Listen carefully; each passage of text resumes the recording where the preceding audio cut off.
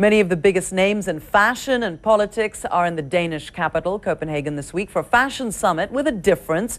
The focus, reducing the impact of the clothing industry on the environment. Our very fashionable Monita Rajpal is there and she joins us now. Hi, Monita. Human Needs Project.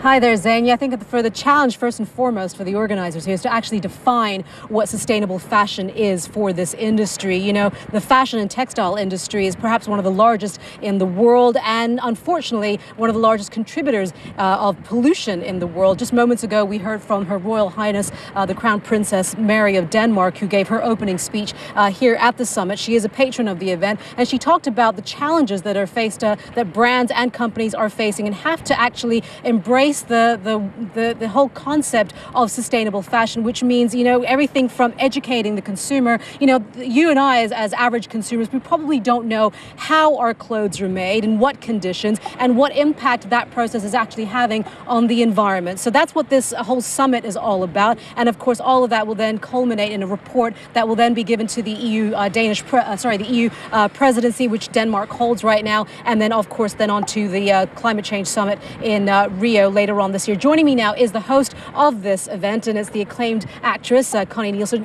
Why was it important for you to be a part of all of this? Well, first of all, I'm Danish, and I'm very, very happy that we are hosting the summit again here in Copenhagen. I really want to help sustain any kind of initiative that asks how do we change the processes by which we obtain our goods, whether that be in fashion or whether that be for furniture or for any of the goods that we use as normal parts of our lives.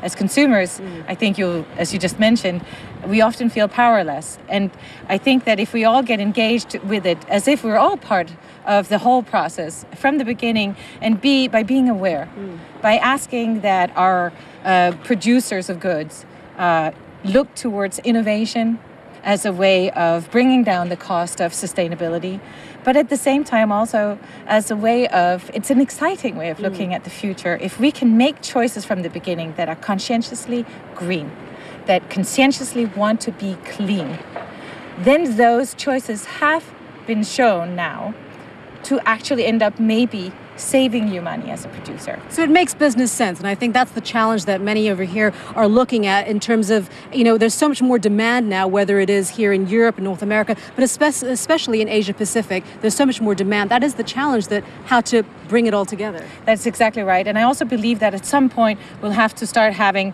a sort of pricing system that will reflect what is the true cost, not just the dollar cost, but what is the global cost, because maybe my suit was not made here in Denmark. My suit was maybe, parts of it was maybe made in Asia. Another part of it was maybe made in Iceland. You just don't know right now in these globalized times, but there is a global cost to what I'm wearing, and I'd like to have that cost included in the price. All right. It's lovely to see you. Thank you so much for being with us here on World One. And saying just one of those things, I think the main thing that people really want to know about right now, and it's the transparency, and that is going to go into the definition of sustainable fashion. I'll have my sit-down interview with Her Royal Highness, Crown Princess Mary of Denmark, just after I speak to you, Zane. So we'll have that for you tomorrow on World One. Monita Rajpal reporting from Copenhagen. Thanks a lot, Monita. Good to see you. A gathering of leaders of the fashion industry has been told by royal command to go greener at the Copenhagen Fashion Summit. Crown Princess Mary of Denmark says she wants to lead by example, but it's not easy to make your wardrobe entirely eco-friendly. She says there's a long way to go before the industry can call itself sustainable. The princess spoke to World One's Monita Rajpal.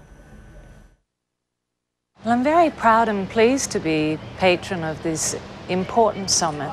It's a very innovative and ambitious plan they have, but it's extremely important. We know that the fashion industry is one of the largest in the global economy and one of the most, unfortunately, polluting at the same time. So that they're taking an innovative agenda in place and making an active decision to create a more sustainable fashion and textile industry can only be commended, and I'm really pleased to be a part of that. Because you're such in the public eye and everyone looks at what you're wearing and they will always comment on what you're wearing, how do you think it is, how important is that whatever it is you wear, what it is you represent, actually is reflected in this summit as well? Well, I think to talk about what I'm wearing and whether it's a conscious fashion choice, we're too early to talk about that right now. It is a long journey, and I think the fashion and textile industry are really taking the right approach with talking about how can we involve the consumer, getting them in from the start, because we need to have conscious consumers, and they can only be conscious if they have information. So the industry is working hard to educate and encourage consumers to make conscious fashion choices, but the consumers need choice to be able to do that. What is it about the Danish fashion industry which is continuing to grow? Danish designers are really making their mark globally.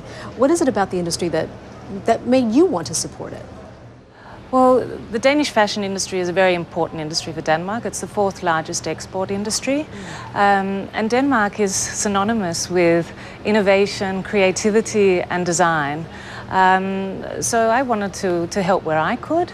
And Denmark is also very well known for its green agenda, well known, well respected for its green agenda. So hosting the Fashion Summit here is a really good fit. And for the younger generation as well, it's a great opportunity, I would assume, to really get them galvanized, because you're part of the young generation of royals as well on the continent. I would assume that this would really get them interested in this.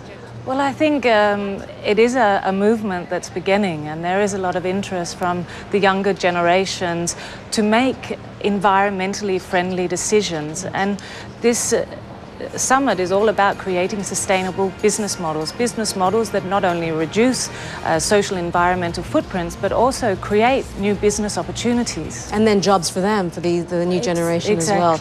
You're wearing something that's sustainable, as they're saying, even though we're trying to find a definition for sustainable fashion right now. You're wearing something. Tell us about what you're wearing.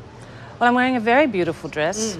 I think. It's gorgeous. But it's even more beautiful because it is consciously designed and produced. Yeah.